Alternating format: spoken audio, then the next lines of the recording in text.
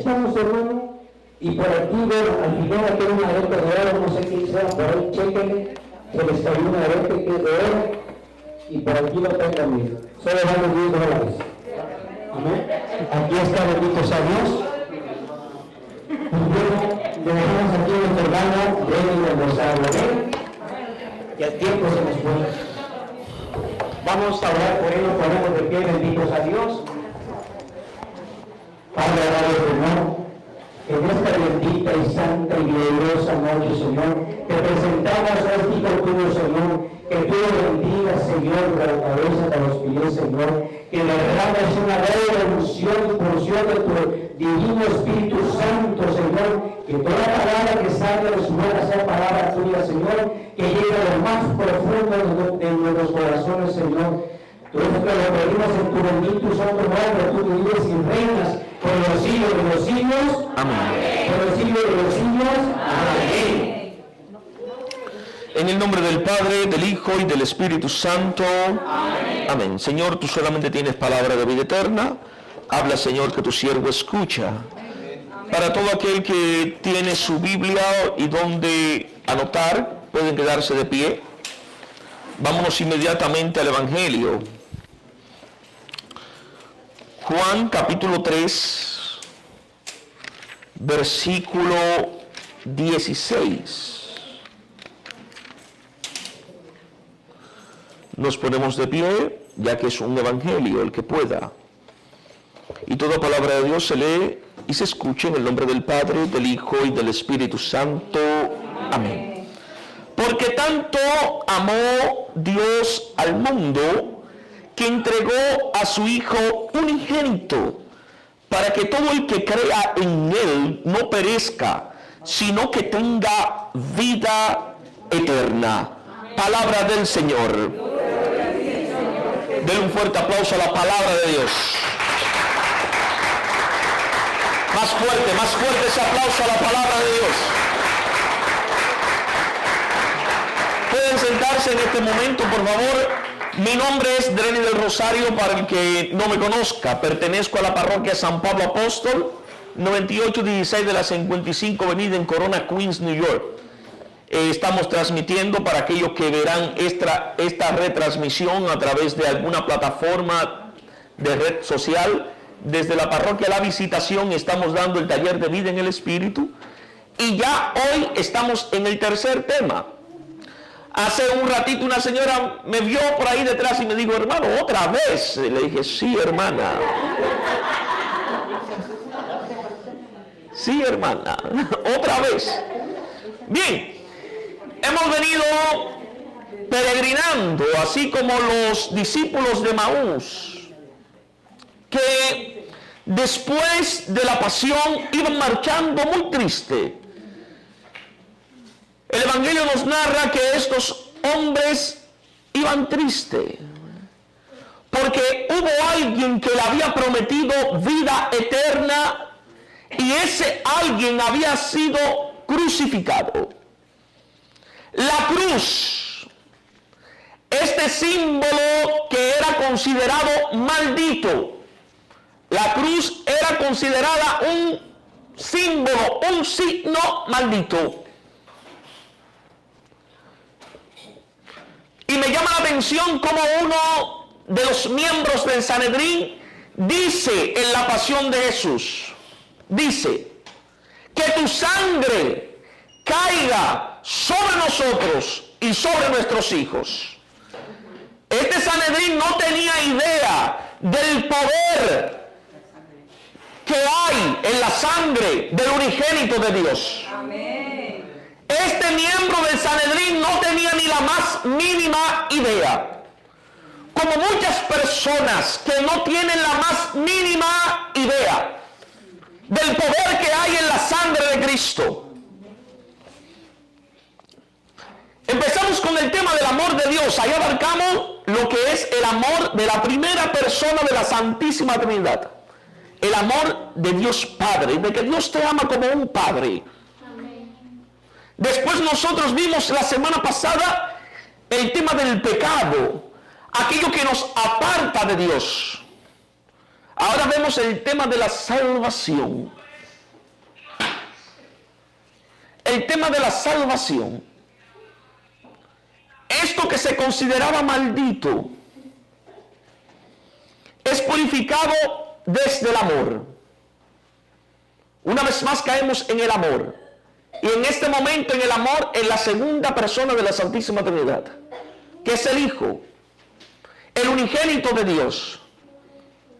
Hay personas que para ellos Jesús no ha muerto. Y usted me dirá, Adrián, ¿cómo así? ¿Cómo es posible? Una persona que no valore el sacrificio de la sangre de Jesús, para esa persona Jesús no padeció. Y hay muchos por ahí que viven criticando a la iglesia, unos hermanos esperados, diciendo, pero ustedes nada más tienen a ese Jesús ahí en un crucifijo. No sabiendo que por dicho crucifijo es que le da la libertad a los hijos de Dios para que nosotros podamos clamar y tener entrada al cielo. Teníamos una deuda. El hombre había desobedecido a Dios. Por un hombre y una mujer vino el pecado al mundo. Por Adán y por Eva. Aunque por ahí vemos que Adán, cuando el Señor le reclama, le dice, la mujer que tú me diste, le echó la culpa a la mujer. Entonces cuando van de la mujer le dice, espérate, fue mi madre. No me entendieron.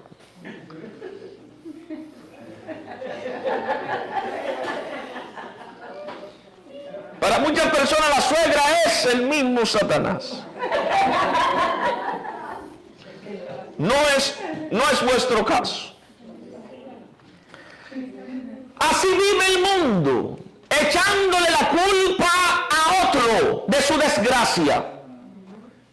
Y el mundo, cuando hablo del mundo, hablo de nosotros, de aquellos que vivimos en este hemisferio, en este planeta. Hay gente que viene y se enorgullece de un logro. Dice, wow, logré tal cosa, lo hice bien. Lo hice perfecto. Pero cuando comete un error dice mi soberbia. Cuando comete un error dice por el orgullo. Como si dentro de sí se tratara de dos personas o de tres. No. Soy culpable. Es mi culpa. He abrazado el mal. Ahora, cuando veo el sacrificio que ha hecho el unigénito de Dios y valoro lo preciosa que es la sangre de Cristo y me he dejado lavar por la sangre de Cristo, en mí pasa lo siguiente. Es como si yo fuera a un restaurante, voy al restaurante, cuando tú terminas de comer el manjar que has pedido, aquí hay mucha gente que son amigos míos en Facebook. Y me llena de alegría cuando suben esos platillos, en esos instantáneos exquisitos. Yo digo, wow, y no invitan a uno. Te llega la cuenta y tienes que pagar. Te dije, por un hombre y una mujer vino el pecado al mundo. El hombre tenía que pagar. ¿Cuántas cosas tenía que hacer el hombre diario y no llegaba a completarla?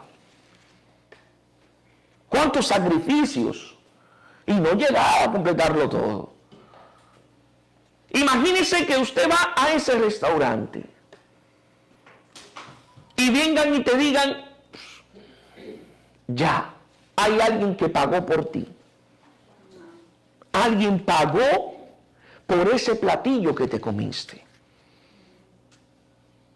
Y en vez de la factura entregártela con los numeritos, y esperemos que no sea con los numeritos de Colombia o de Venezuela, que se habla de millones. Sí, cuando usted habla de dinero, pues en esos países hablan de millones. Esa cuenta tiene un sello que dice pago.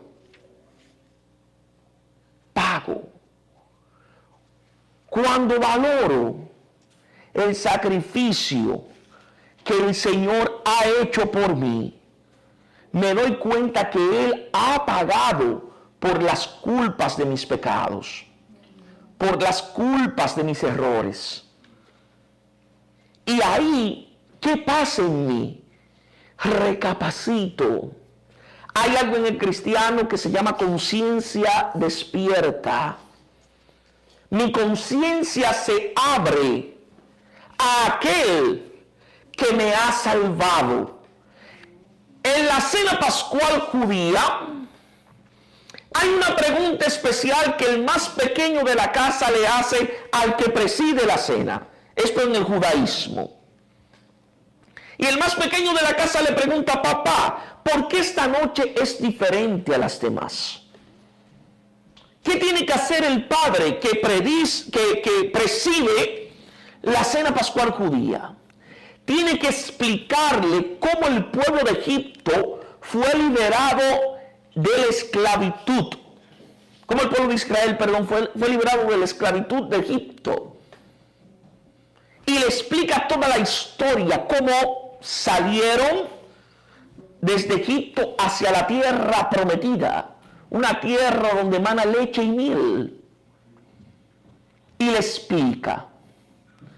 Esto dentro de la iglesia cristiana católica romana, sí, porque hay más de 200 tipos de católicos, y vamos a hablar claro.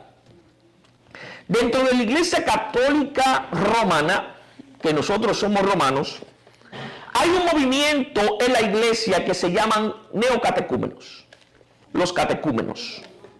O sea, nosotros somos de la renovación carismática.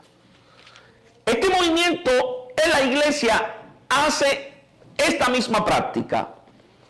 En la noche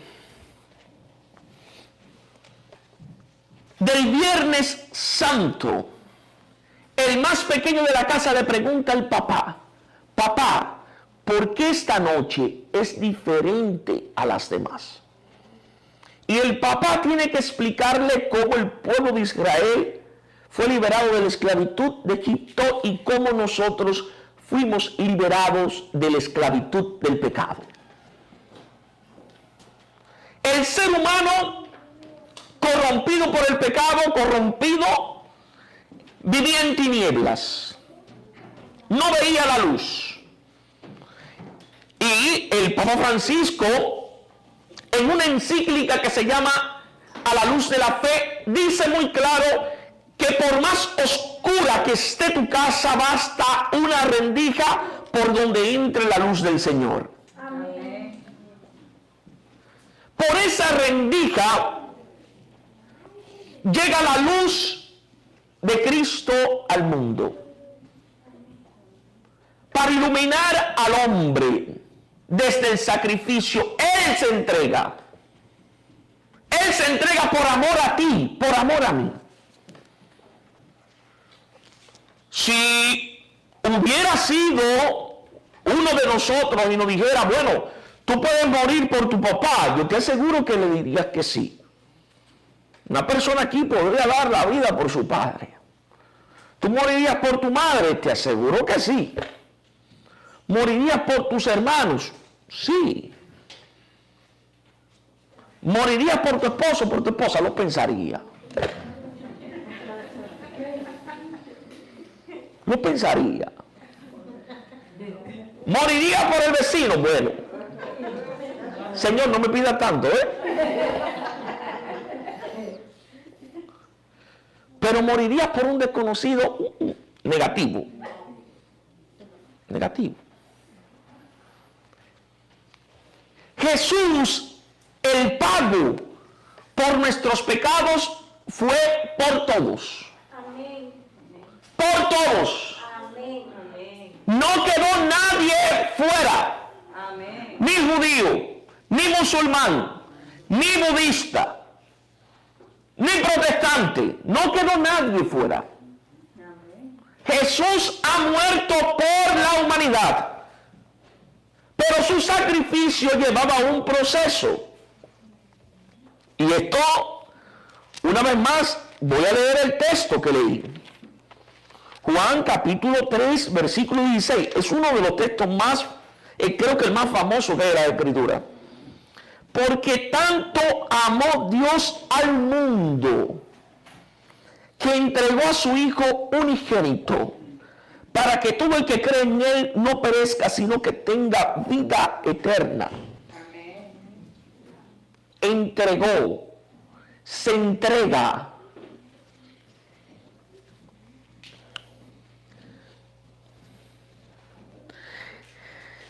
En el huerto de los olivos, que es donde Jesús hace aquella oración: Padre, que no pase de mí esta copa, este trago amargo, sino que se haga mi voluntad, sino la tuya.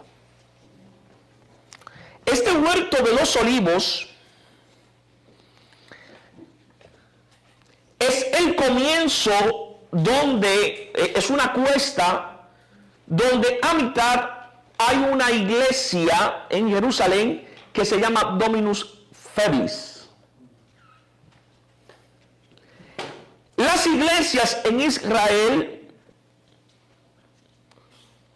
tienen el altar hacia el este, porque por el este sale el sol. Jesús es ese sol naciente que nace y reconstruye la vida de cada ser humano que se abra a su presencia. Amén. Recuerda, aquel que te creó sin ti, maravillosa frase de San Agustín, siglo IV, no te puede salvar sin ti. Aquel que te creó sin tu opinión, no te puede salvar, no puede entrar a tu corazón sin tu opinión. A mitad está esta iglesia, Dominus Feblis, y es la única iglesia en Jerusalén que su altar está hacia el oeste. Porque debido a que en el oeste está la ciudad vieja de Jerusalén. Y para que tengas una idea, imagínate que este altar, la pared del altar es de cristal. Y tú te puedes sentar en la iglesia y ver la ciudad de Jerusalén.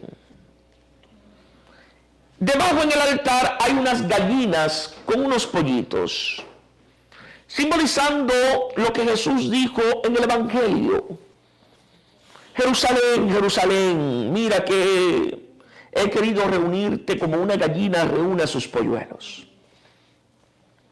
Más arriba en esta cuesta está donde los judíos esperan que el Mesías venga. Y la paradoja de la vida es que en esta cuesta arriba es donde sucede la ascensión del Señor. Ahí Jesús asciende a los cielos. Si vas bajando la colina, esta iglesia queda a la derecha y a la izquierda hay uno de los cementerios más valorizados de Israel. Porque el judío dice que cuando el Mesías venga por el monte de los olivos, los primeros que resucitarán serán esos cadáveres que están en ese cementerio. Ellos lo esperan por ahí y nosotros, bajo la mirada de los apóstoles, despedimos a Jesús en su ascensión en dicho lugar. Amén. Hay personas que piensan que Jesús vence a Satanás en la cruz. Esto es errado. Jesús no vence a Satanás en la cruz. Jesús vence a Satanás en el huerto de los olivos.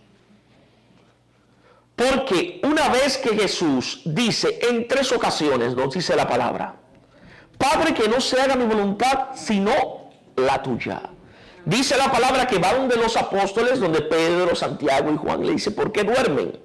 Estad en vela. Vuelve, hace la misma oración.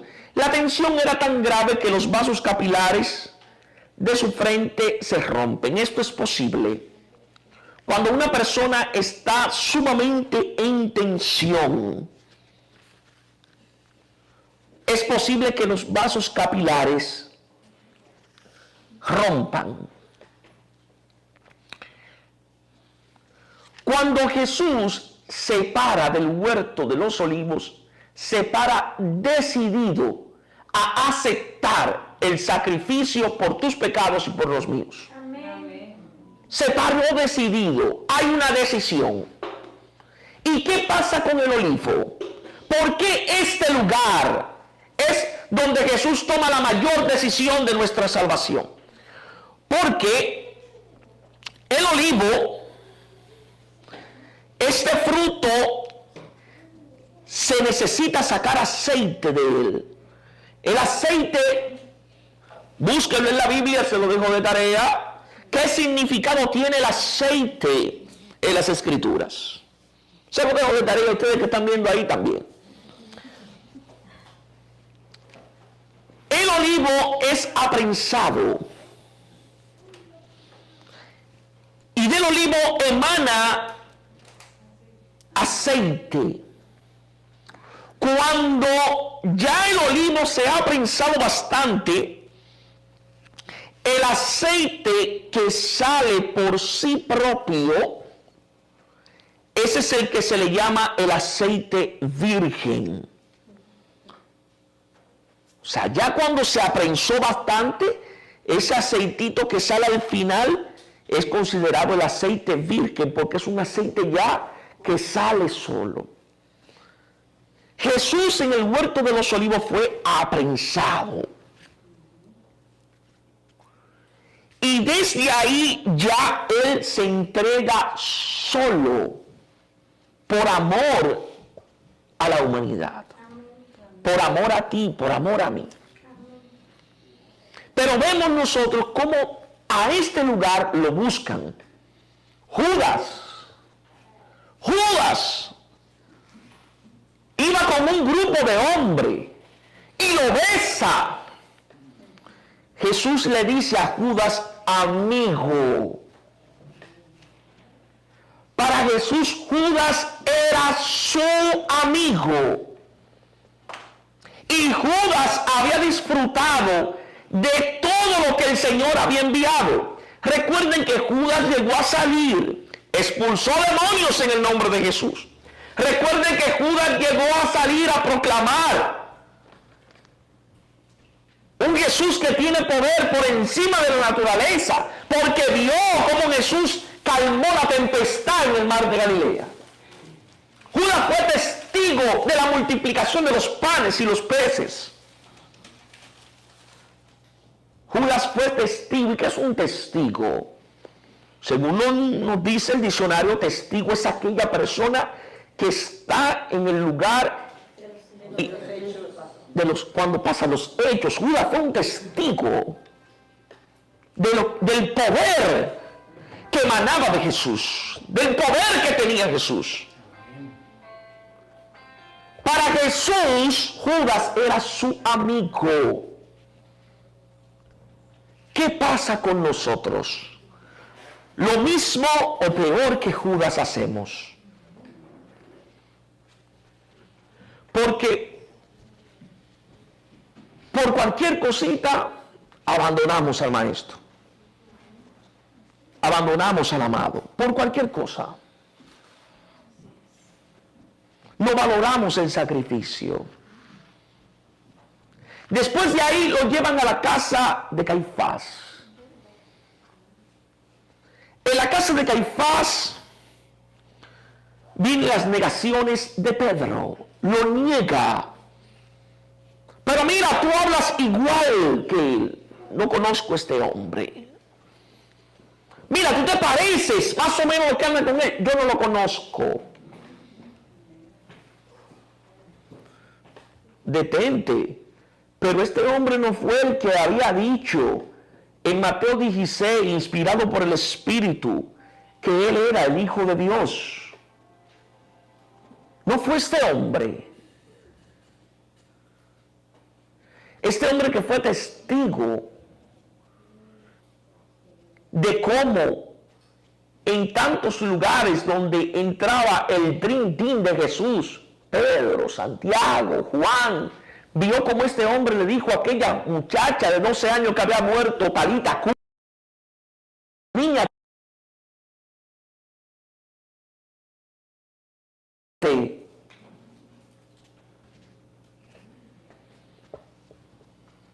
le negó 3 veces.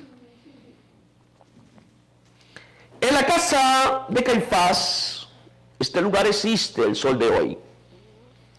Hay gente que piensa que lo pusieron en un aposento ahí, esperar que diera las mañanitas para cantarle estas son las mañanitas. A Jesús no le cantaron estas son las mañanitas.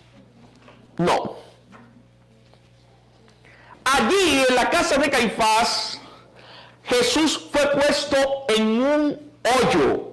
Escuchen bien, en un hoyo. Se le amarró de sus manos y se depositó en un hoyo. Este hoyo hoy en día tiene escalera, usted puede bajar. Es como una especie de cisterna. Y en este hoyo, ahí estuvo Jesús, pasó la noche. A la madrugada es llevado donde Pilatos. La mujer de Pilato esa noche no durmió. Dijo, he soñado con ese hombre, ese es un hombre santo, no te metas con ese hombre. Pilato, para quedar bien con todo el mundo, porque así mismo vemos mucho que queremos quedar bien con todo el mundo. Queremos ser un billetito de 100. Vemos a alguien al lado de nosotros haciendo una diablura. No te preocupes, yo no he visto nada.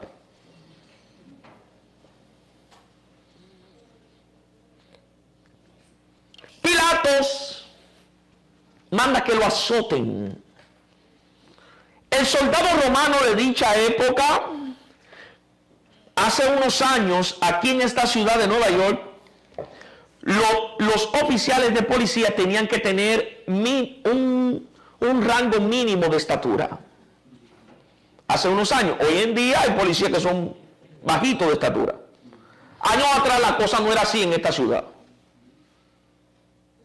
Eso mismo pasaba, por eso en la película de los 90, cuando a la gente se la ponía en los países de nosotros, ven esos policías altos y blanquitos, y esa mujer allí en los países de nosotros se volvía loca.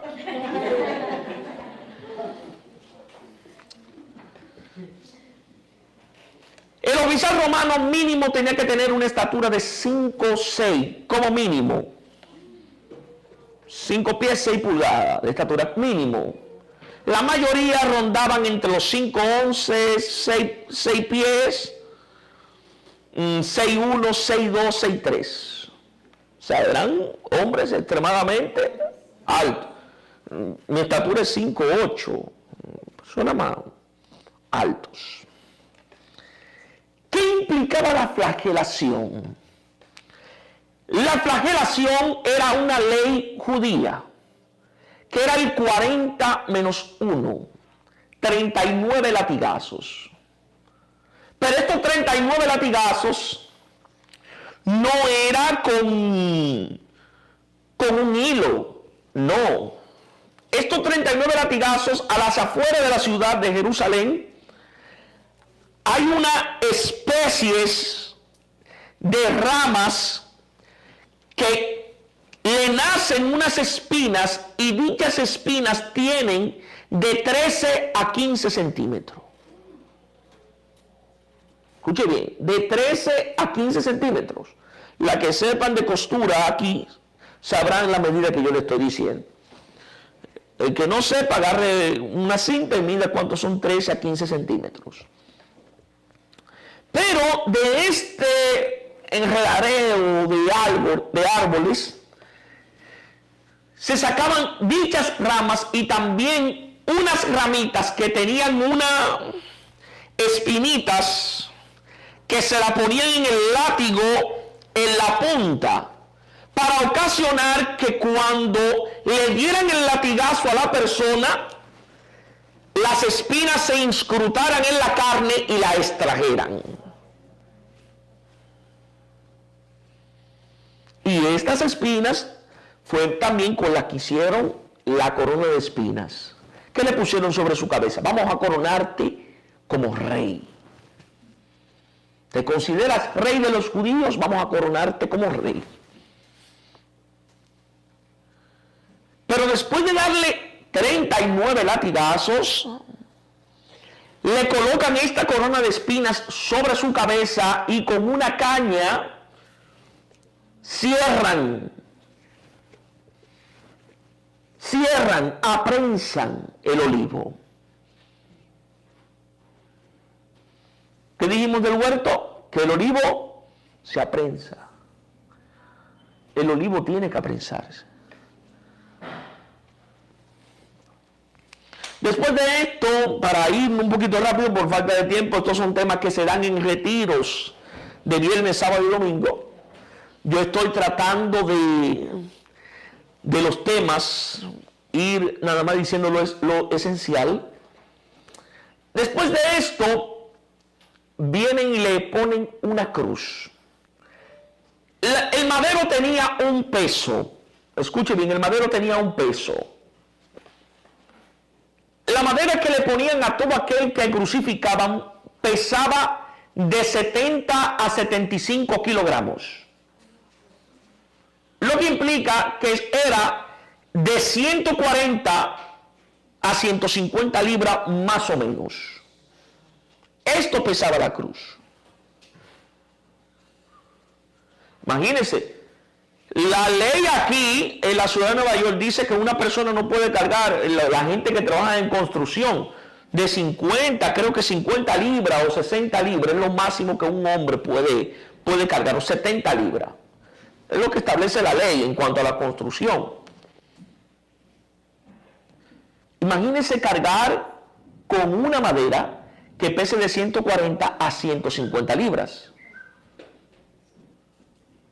Más el trayecto desde el río hasta el Calvario, el lugar de la calavera que en hebreo le llaman Golgota. El Vía Crucis nos enseña que Jesús cae 3 veces y 3 veces se levanta, enseñándonos nosotros que si cae 3 veces, levántate 4. Vemos que en el proceso aparece Simón de Cirene y le ayuda a Jesús con la cruz. La cruz se lleva entre 2. Jesús nos habló de la cruz, nos dijo: toma tu cruz y sígueme. Aquel que mire el arado y mira hacia atrás no es digno de mí. En la vida hay sacrificios.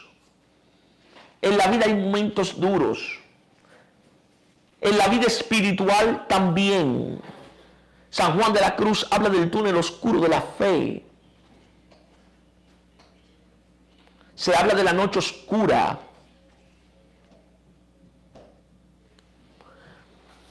En la crucifixión, los clavos tenían que traspasar mano e incrustarse en la madera. Otro clavo en la mano, la madera. Y el clavo de los pies tenía que ser más largo todavía, porque tenía que pasar un pie, otro pie y la madera.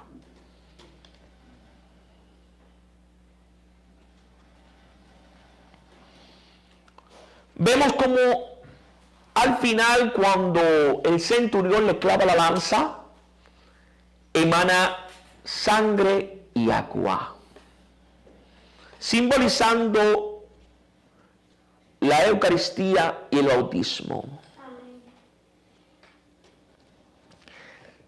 Del costado de Jesús emana la Eucaristía, el bautismo, emana la iglesia, que nacerá en Pentecostés, lo que celebraremos el 4 de junio, tanto que se ha hablado aquí. Jesús quedó totalmente desfigurado. Isaías, esto no es talleres de Biblia, yo he dado talleres de Biblia, de aquí no cogieron el taller de Biblia que di. Isaías son 3 Isaías, no es un solo, no es clase de Biblia, pero vamos a hablar un poco para entender. Está el Deutero Isaías y el Trito Isaías. El libro de Isaías, en el capítulo 53, 7 siglos antes de Cristo, el profeta habla de una visión. Tiene una visión de qué padecerá el Hijo, el unigénito de Dios. Y dice lo siguiente, empieza el capítulo 53. ¿Quién creyó en nuestra noticia? ¿A quién le fue revelado el brazo poderoso de Yahvé? Creció ante él como un retoño, como raíz en tierra reseca. No tenía apariencia ni presencia. Le vimos y carecía de aspecto que pudiésemos estimar. Despreciado, marginado, hombre doliente y enfermizo, como de taparse el rostro por no verle, despreciable, un don nadie. Y de hecho cargó con nuestros males y soportó todas nuestras dolencias. Nosotros le tuvimos por azotado, herido por Dios y humillado. Mas fue herido por nuestras faltas, molido por nuestras culpas, soportó el castigo que nos regenera y fuimos curados con sus heridas. De aquí es que el apóstol Pedro, en el capítulo 2, versículo 25, dice que por sus llagas hemos sido sanados. Sigo. Todos errábamos como ovejas, cada uno marchaba por su camino y Yahvé descargó sobre él la culpa de todos nosotros. Fue oprimido y humillado, pero él no abrió la boca. Como cordero llevado al desgüello, como oveja que va a ser esquilada, permaneció mudo sin abrir la boca. Detenido, sin defensor y sin juicio, ¿quién se ocupó de su generación? Fue arrancado de la tierra de los vivos, herido por las rebeldías de su pueblo. Pusieron su tumba entre malvados, su sepultura entre malhechores. Por más que no cometió atropellos, ni hubo nunca mentiras en su boca, Yahvé quiso quebrantarlo con males. Si se da a sí mismo en expiación, verá descendencia, alargará sus días, su mano ejecutará el designio de Yahvé. Después de sufrir, verá la luz. El justo se saciará de su conocimiento. Mi siervo justificará a muchos, pues las culpas de ellos soportará. Les daré su parte entre los grandes y con poderosos repartirá despojos, pues se entregó indefenso a la muerte y fue tenido por un rebelde, cuando él soportó la culpa de muchos e intercedió por los rebeldes. Palabra de Dios. Quedó totalmente desfigurado, no tenía apariencia ni presencia, no parecía humano. Hay una traducción bíblica que dice que su cuerpo parecía un monstruo. Es por esto que Tomás y los apóstoles, muchos no creían cuando resucitó. Lo vieron cómo quedó destrozado y cómo al tercer día un cuerpo lleno de luz resucitó. El apóstol Pablo nos habla la muerte, oh muerte, ¿dónde tu victoria? La muerte quedó derrotada. Amén. Lo que hablábamos el jueves pasado. La paga del pecado es muerte. Por la pasión de Jesús hay victoria, hay vida eterna. Hay vida eterna. Cristiano que se identifica con Cristo, mira la cruz. Amén. Cuando te sientas triste, mira la cruz. Si te sientes que ya no puedes más, mira la cruz. Si sientes que todo en tu vida se derrumba y todo a tu alrededor, o como crees que muchas veces nada tiene sentido, mira la cruz. Desde la cruz, el amor es el que reina. Tanto así que dicho signo, dicho símbolo de ser maldito, quedó bendecido. Amén. Porque donde la sangre de Jesús cae, todo se bendice. Amén. Procura que la tierra de tu corazón, la tierra de tu mente, la tierra de tu ser, reciba la sangre de Jesús para que te purifique y te transforme. Un cristiano se deja transformar por la sangre de Cristo. Podrá haber cristianos por ahí diciendo yo soy de Cristo, yo soy de Cristo, yo soy de Cristo, y no hay un cambio en su vida. En los apóstoles hubo un cambio, vieron a este hombre y después lo vieron resucitado. En el cristiano hay un cambio. Usted estaba desbaratado, usted parecía un loco, usted parecía una loca sin Cristo. Ya recibió la sangre de Cristo, el poder de Dios. Ya su vida tiene que cambiar. Debemos de ser personas totalmente diferentes. Amén. Yo le invito a los hermanos del ministerio que pasen por aquí delante. Creo que ya me he pasado, ¿verdad? Los hermanos músicos que pasen por aquí delante.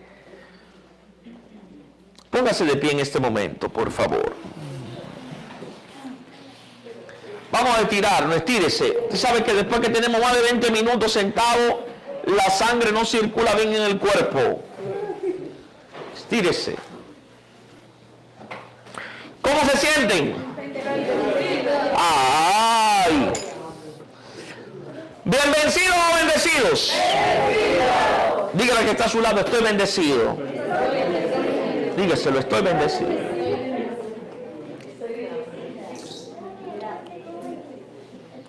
Yo le invito en este momento que en plena paz cierra tus ojos un momento. Cierra tus ojos un instante y lleva tu mano derecha a tu corazón.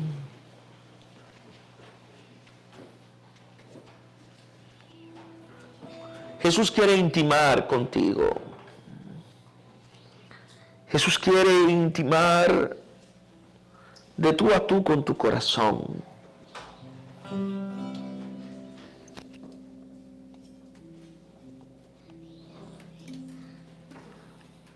No dejes que Jesús